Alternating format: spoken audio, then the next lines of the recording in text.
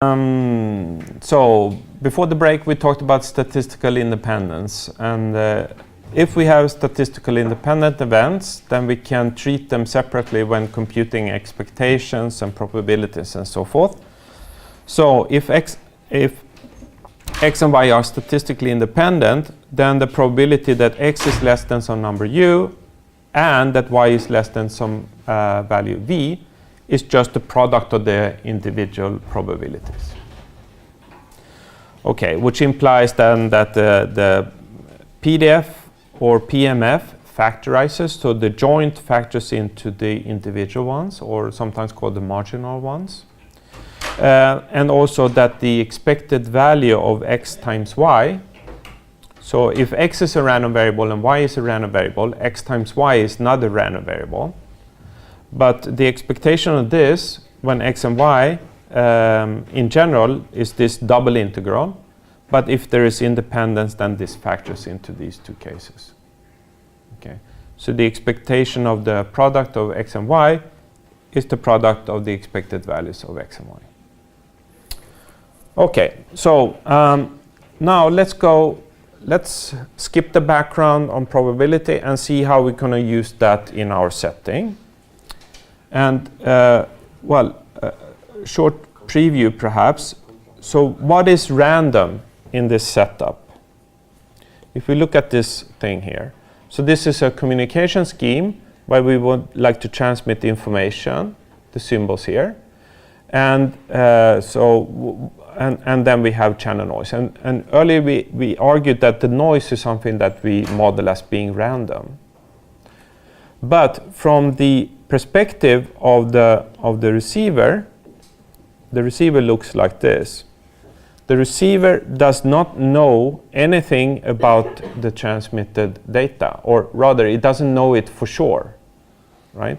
Because if the receiver knew what AK was, then there would be not much of a problem communicating AK, right? So from the perspective of the receiver, AK here looks random. It's somewhat unpredictable, at least. It's not completely known. If it's not completely known, we model that as being random. So the symbols here are random. We model them as they're random from the perspective of the receiver. For the transmitter, the transmitted symbols are not random, right? They're well known, right? The receiver knows what they are, but I'll take that again. The transmitter knows what the data is, but the receiver does not. That's the essence of communications. Right? Okay, so we will model these symbols here as being random, and we know that the symbols comes from the bits. So we start with modeling the bits as random and then build up the randomness from there. Okay.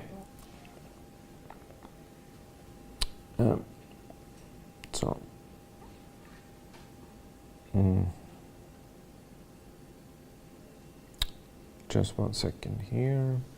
So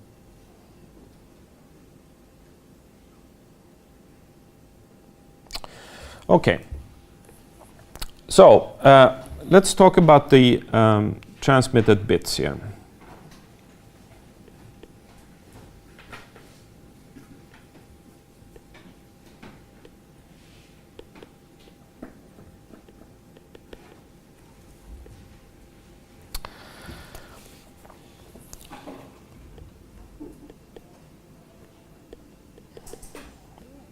So the bits are random. So if we look at the ith bit, so we have a stream of bits, so I is the time index here. That we look at the ith bit, we know that this is a binary variable. So let's, for simplicity, say it's 0 and 1. It could be -1 or +1 and so forth, but it takes on two values. But we model them as random.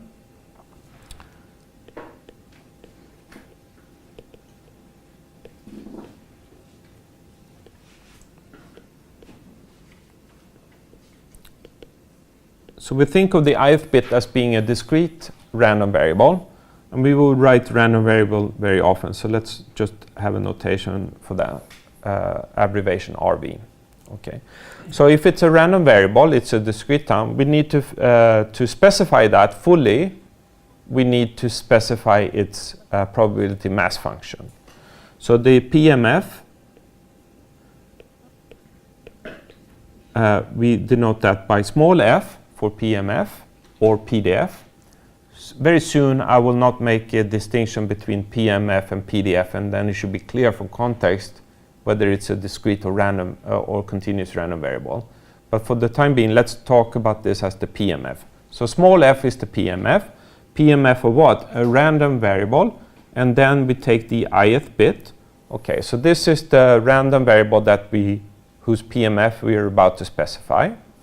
Okay, since it's a discrete random variable, we use square brackets as the limiter of the argument.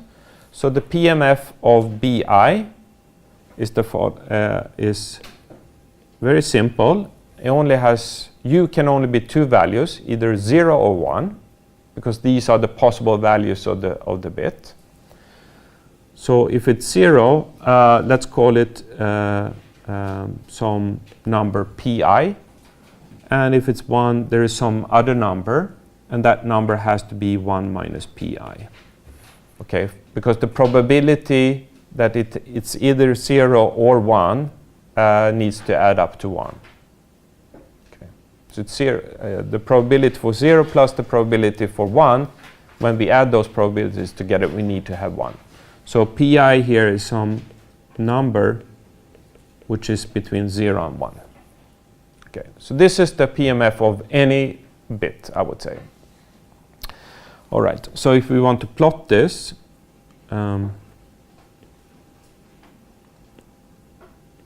we know that the bit could be either 0 or 1. So the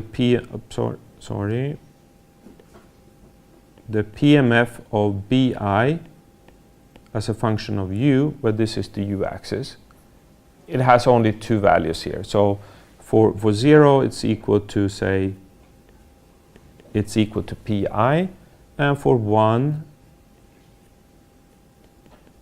the value is 1 minus pi, like this.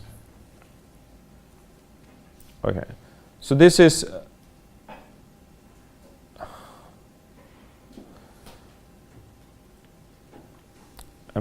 I don't know. Here I messed this up. Okay, so let's.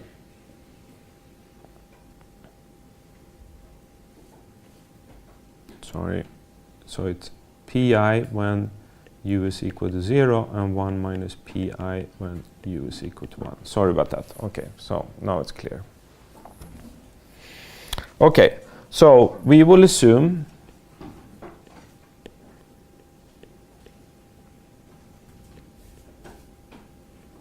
at least very often that the bi's, the individual bits, are independent. So from one time index to another time index, there is no dependence between these bits.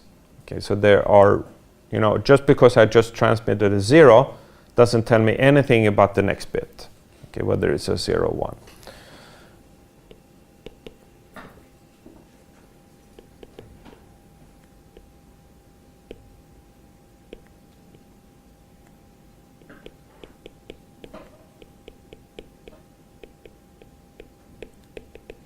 Okay, so we think of bi as being a stream of bits going from minus infinity to infinity. So all of these bi's, we think of them as being independent of each other.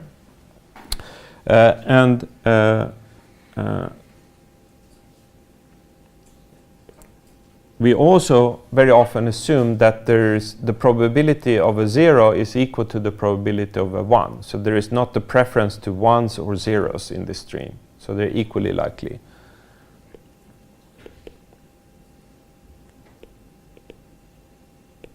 Okay.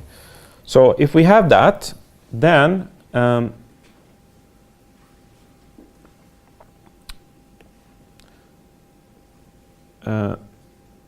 probability that the ith bit is equal to u is 1/2 for u equals 0 and 1.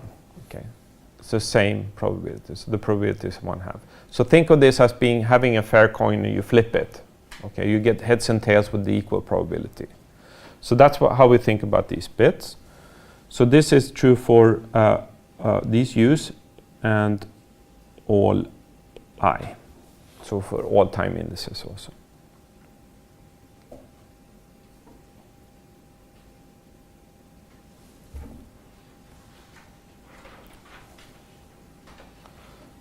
I see more here than you do, so I'm sorry about that. Okay, now what can we say about the probability of the following things? The probability that B0 is equal to U0 and B1 is equal to U1 and so forth until, say, B of n minus 1 is equal to U n minus 1. Okay. So this is the probability for the joint event that all of these things happen simultaneously. Okay. If the bits are independent, then we can write this as a product from I equals 1 to n minus I equals 0 to n minus 1 of the individual probabilities, so that the probability that the ith bit is equal to ui. Okay. So this is independence, allows us to do this. And if we have on top of that equally likely bits, meaning that the probability that bi is equal to ui is 1/2, regardless of I and the value of u, then we can write this as 1/2, because that's the probability. That's the probability of all these factors, and then we have n factors in total, so it's 1/2 raised to the power of n.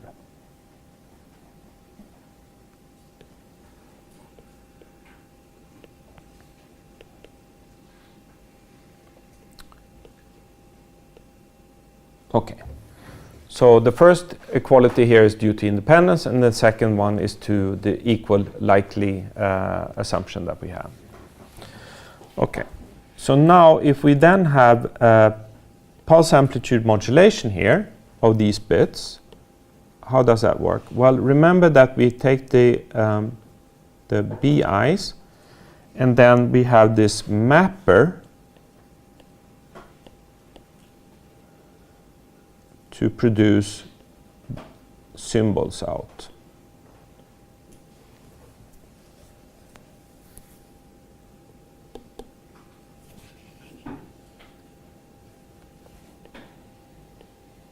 Okay. So remember that we had this mapping between input bits and output symbols. So the output symbol here is a member of a symbol alphabet. So it's A1, A2, in general up to AM.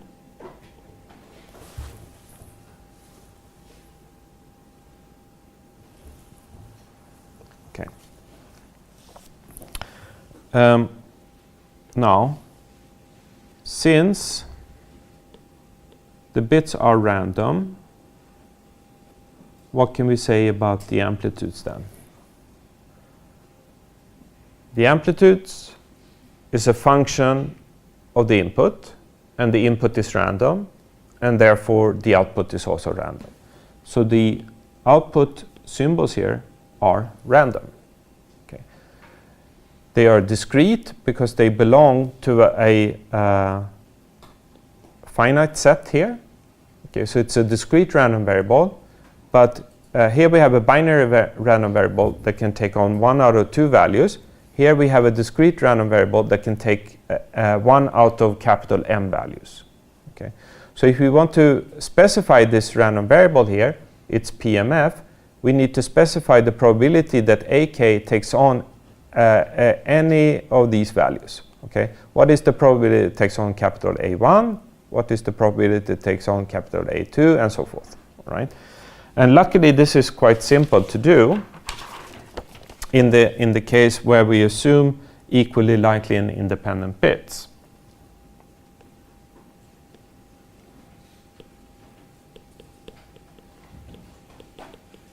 So if bits are independent and equally likely,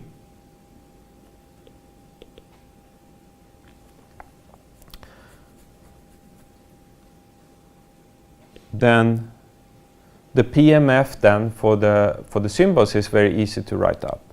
Okay, so we're looking for a PMF, and we're looking for the kth amplitude, AK, and we need to specify that for U. Then it turns out that this is 1 over capital M for U equals A1, A2, up to AM. Okay.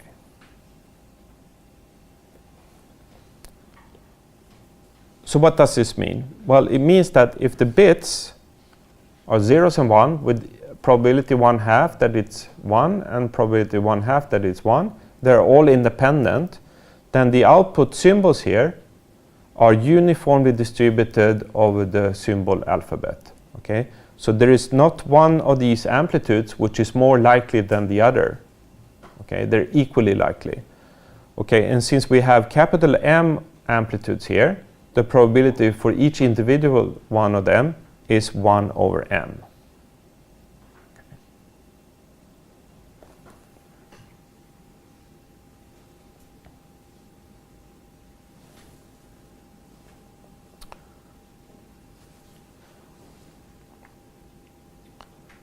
So let's make an example to really solidify this.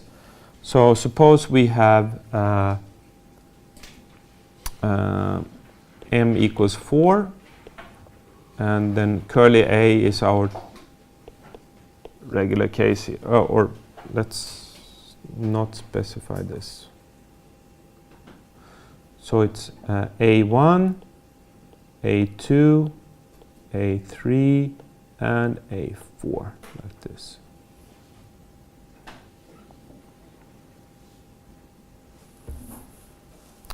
Okay.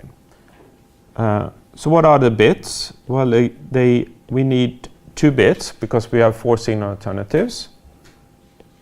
And then we have the output A. Let's just look at the first symbol. So A0 here. So B0, B1 could be 0, 1, so 0, 0, 0, 1, 1, 0, and 1, 1. And let's map them to the signal alphabet in the natural way. So 0, 0 gets mapped to capital A1, 0, 1 gets mapped to A2, 1, 0 go to A3, and then 1, 1 to A4, like this.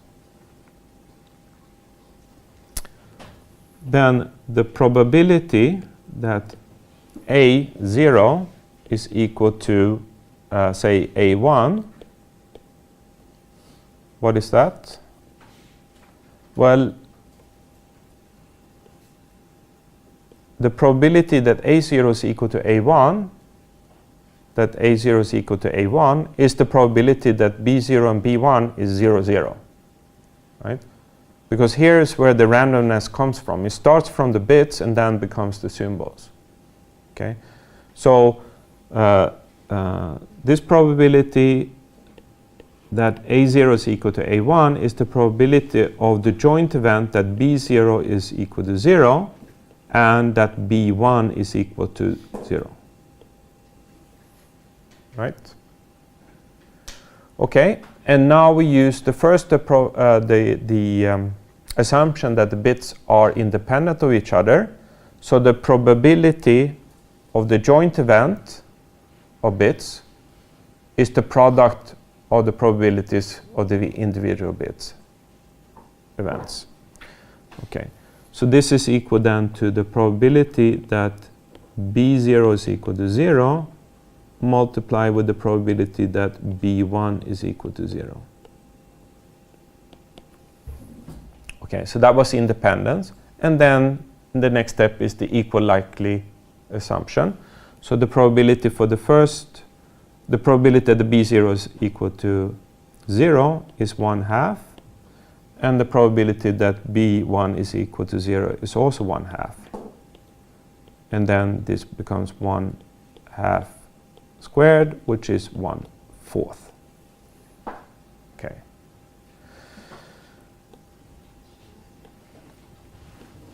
And just to highlight, the first equality here is independence. Second equality here is equally likely. Okay. So now we have figured out what the probability that A0 is equal to A1. So what is the probability that A0 is equal to A2? Well, it's the probability that B0 is 0 and B1 is 1. And we do exactly the same thing. And the only thing that changes is the last factor here. And then it's the probability that B1 is not equal to 0, but rather equal to 1, because that's what's in the table here. But nevertheless, the probability for that is still 1/2. So all of these probabilities becomes 1/4. Okay. And 1/4 in this case is of course equal to 1/m. Right. So, questions?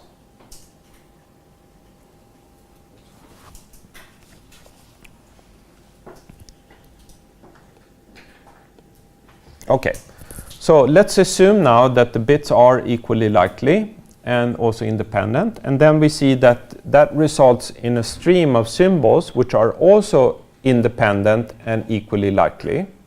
Okay, we haven't proven the independence here, but it's sort of, if the first symbol carries the two first bits, the second symbol carries the next two bits, and the bits are independent of each other, it stands to reason to think that the amplitudes are also independent of each other. So one can indeed prove this.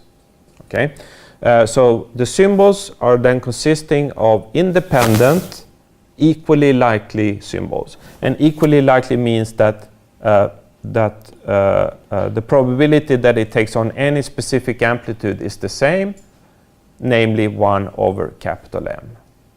Okay.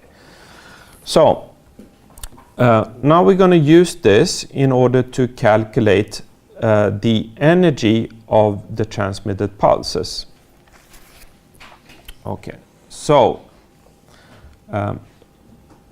the transmitted pulse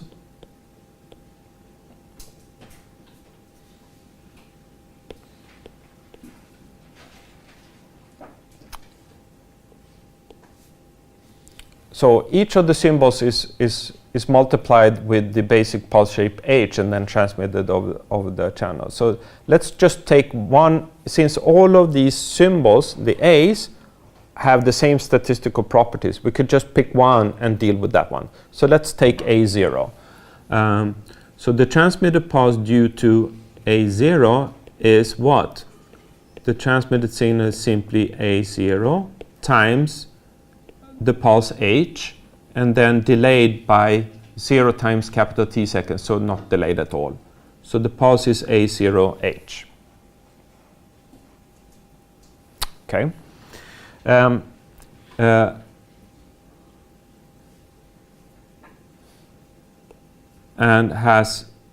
this one has energy. So what is the energy? Well, it's the integral from -infinity to infinity, and then the magnitude squared of the signal, and then integrated. So it will be A0 times h of t squared dt, like this.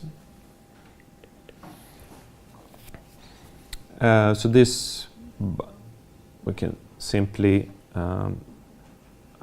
write this as A0 magnitude squared multiplied with the integral from -infinity to infinity of h magnitude squared dt, like this.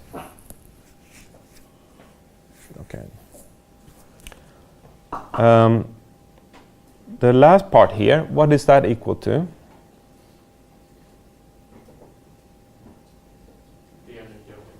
The energy of h, correct. So this is the energy of h. But then the first part here, what can we say about that? Well, it's the magnitude squared of the amplitude the zeroth amplitude. A zeroth in the meaning that it's a time index 0. Okay? So the amplitude here is a random variable. So this is random. Oops.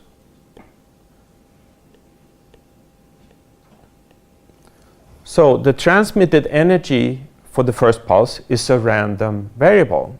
It's the value magnitude squared of the transmitted amplitude multiplied with the energy of the pulse. Okay. So we cannot say what the energy is per se, but we can say something about the average energy. And then the specific energy for the 0th pulse would vary around that average. But the average energy per symbol. Okay, and let's introduce a notation for that. So ES, E for energy and S for symbol. And remember now, this is for pulse amplitude modulation, but this holds the concept of average energy per symbol is holds for other modulation formats also. But specifically for pulse amplitude modulation, what is the average energy? Well, it's the expected value of this thing. Okay. So it's the expected value of this A0 magnitude squared times EH. Okay, so now it's another E here. That E has nothing to do with energy. It's the expected value operator. And then of what random quantity? Well, the random quantity is the energy of the pulse due to the 0th amplitude. Okay. EH here is the energy for the pulse. So EH, is that random? No, it's not. It's the energy of the pulse. It's well defined. It's a constant. It's nothing random with this. So we can write. Write this as the expected value of what is random, namely the magnitude squared of A0 times EH, like this.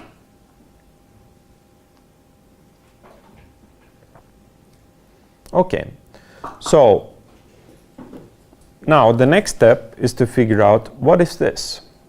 Okay, so we have here an expectation of something which is random, a random variable, and it's actually a function of the random variable A0. A0, what do we know about A0? Well, we knew already earlier that if we have, let me switch over to this one. If the bits are independent and equally likely, then all symbols are uniformly distributed over the symbol alphabet. So we know the PMF of the symbol. So then we use our knowledge about the PMF of A0 to figure out what the expected value of A0 magnitude squared is. Okay.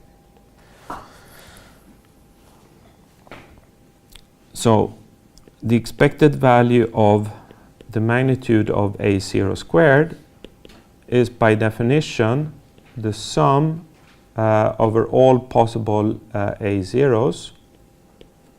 So it's A1, A2, up to AM. Okay, so these are the possible outcomes of A0. And then we should multiply that with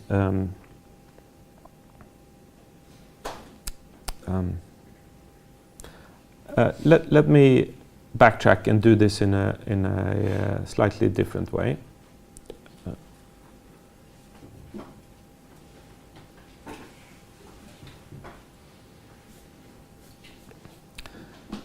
Let's sum over the index of the amplitudes instead. So okay, so it's the sum from 1 to m of AM magnitude squared times the probability that A0 is equal to AM. Okay. Okay. So we know that A0 is a random variable that takes on the values in the set curly A, and the possible values in curly set A is A1, A2, A3 up to A capital M. Okay? So this is the probability that A0 takes on certain amplitudes, and then we multiply with the magnitude squared of that amplitude. Okay?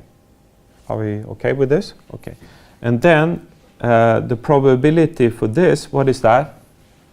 Well, all amplitudes are equally likely, we know this, so this is simply 1 over capital M, like this.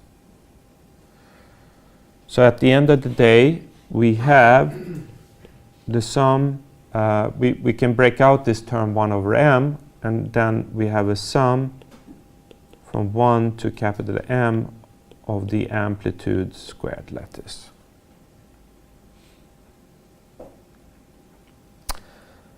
And this is so common, this expression, so we have a special notation for this. We call that the energy of the constellation A. So here we have E of A. Okay. So the upshot here then is that the energy per symbol, the average energy per symbol for pulse amplitude modulation can be written as EA times EH.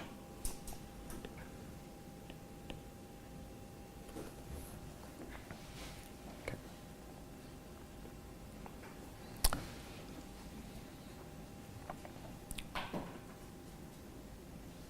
So the energy per symbol depends both on the constellation, the actual amplitudes we choose in curly A, and the pulse shape that we use, which energy it has.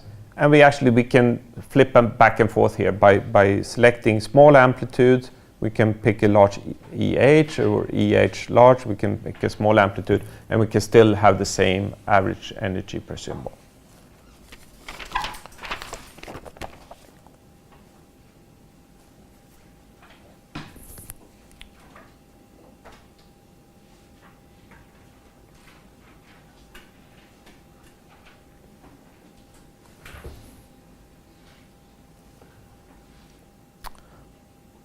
So let's make a short example. I don't know how to do this in the best way. Let's do it like this. So a small example.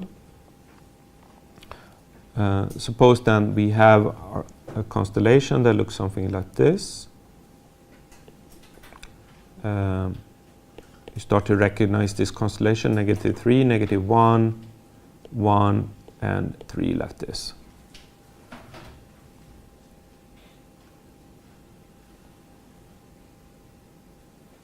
So here curly A is -3, -1, 1, and 3 like this. So what is the energy for that constellation? Well, we just take the amplitudes, we square them, and we add them together, and then divide by the number of amplitudes we have. So in this case, it will be 1 over 4 times the amplitude squares. So it's -3 squared plus -1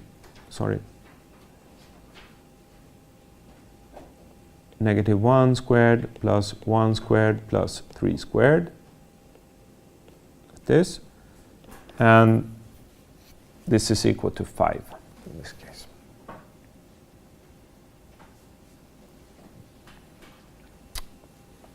Okay, so that's a simple example, and if we want to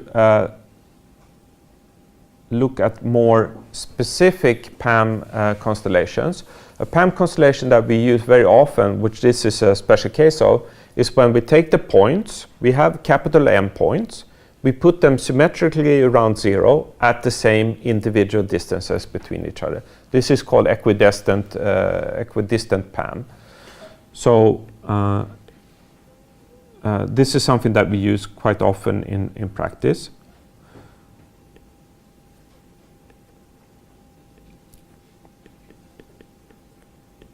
So for M-ary equidistant,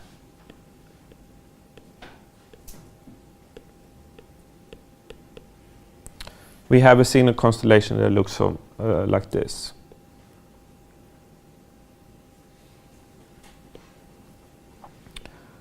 So now we need to place out points here, and we start to place out, if we have m equals 2, we have 2 points, and we place them here, and they're placed on a distance here,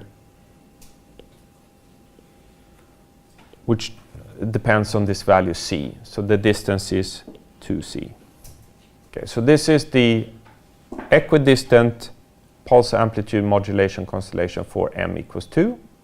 So if we want to have m equals 4 instead, we put in 2 more points symmetrical around the origin, still at the same distance as the inner points. So this is 2c, and then for this is equal to 3c.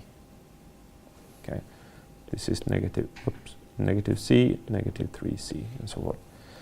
And then if we keep on doing this, the last point to the right will be capital M minus 1 times c. And the last point to the left will be the negative of that, minus 1. Like this. Then all of the points are on the same distance from each other, symmetrical around 0. So this is a constellation which is quite often used in practice. So it's good to have a formula for its energy. And the energy of this constellation, EA, is 1 over m, and then sum from m equals 1 to capital M of the signal points. Sorry. It looks great on my screen. Let me wipe this out then, and then.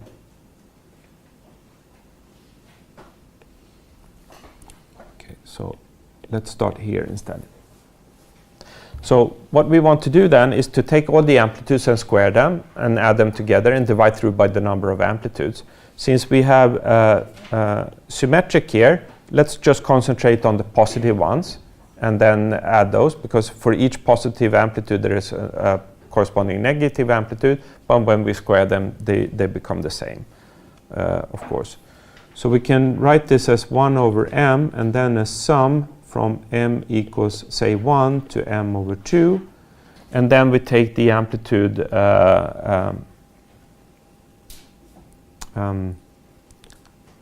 let me choose L instead of M here as the indexing variable, and then the amplitude is 2L minus 1 times C squared for this. And you can convince yourselves that if we put in L equals 1, we have C, L equals 2, we have 3C, 5C, etc., right? So that and then we square everything together, and then it just going through some boring steps, and then after a while we get this to be m squared minus 1 times c squared divided by 3.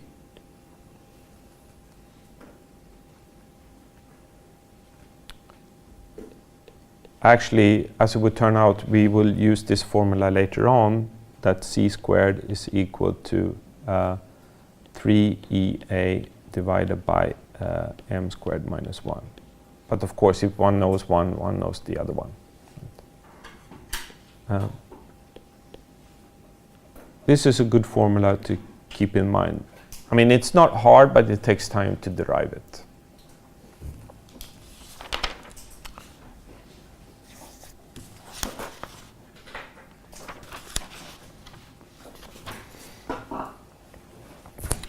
Okay.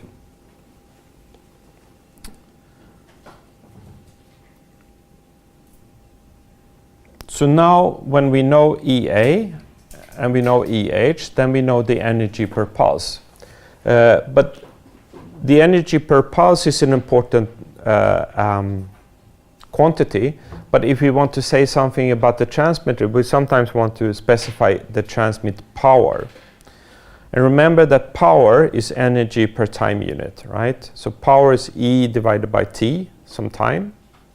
So since we are transmitting pulses every t seconds and spending the energy ES on each of these pulses, the power we need in order for this to happen is ES divided by T. Okay, so let's write this down.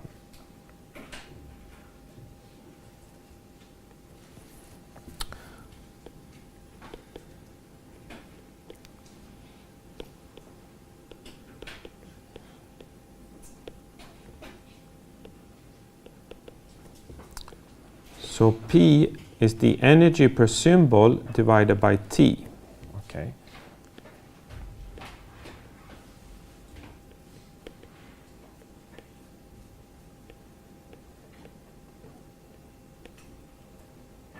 Because the time T is the time between pulses, and ES is the energy per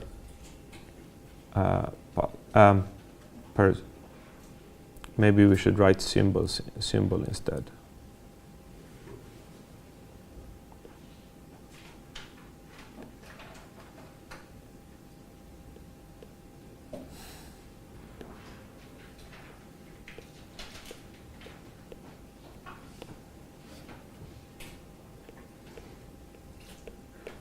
Okay, so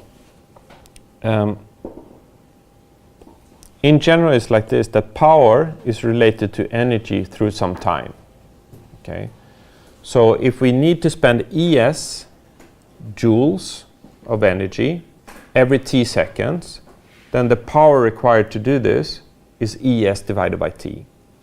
Okay, so this formula is quite important in the sense that it tells us a little bit about the physics needed in order to generate energy per pulses. And later on we will see that the energy per pulses will determine, together with the noise properties, the error probability. But we'll see that tomorrow. But anyways, if we want to have nice transmission with low errors, we need to increase ES, the energy per symbol, which implies that we need increase in P, the transmit power. Okay, but I'll see you tomorrow and we'll pick it up from there.